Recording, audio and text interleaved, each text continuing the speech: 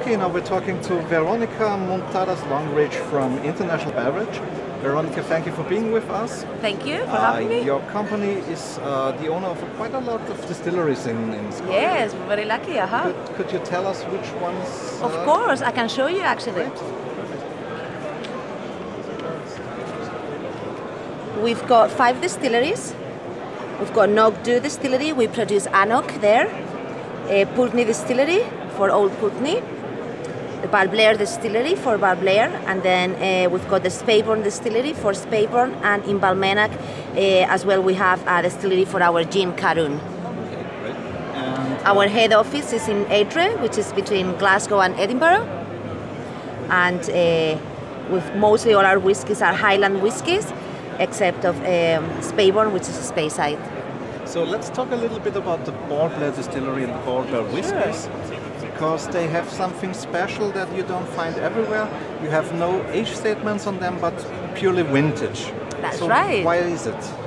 Right, because it's something that is very important and characteristic of Balblair is that it's time to perfection. And what that means is that our distillery manager, John MacDonald, will check the casks and he will choose the cask when they are at its peak of perfection.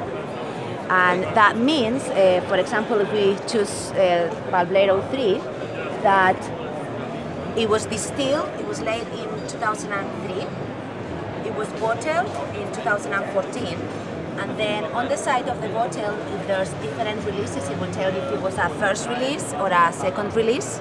Okay. So you're doing these in batches. So there are different batches with the same vintage, aren't they? Okay. And are they a little bit different in taste, or? Well, the whiskey is still the same, but obviously when it's laid in the cask, each individual cask is going to give something that is a bit more particular about that whiskey, which makes it even more perfect in that sense and a bit more different and special. Which one would be your special and your most liked whiskey? Hard to choose, but for my personal taste, I love the Balblair 1990.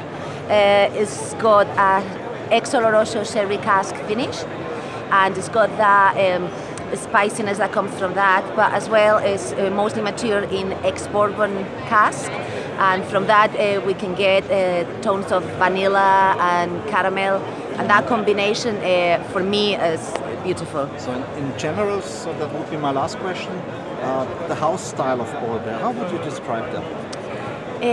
I would say that something that is generally in all the range is the fruity flavors like apricots and apple.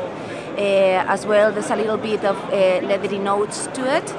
It's non-chill filtered, so it's quite oily, and it's got a good body and a good feel in your mouth. Verónica, thank you for your time. Thank you for having us. Have a nice day here in Vienna, and hope to see you again soon. You too, thank you. Thank you.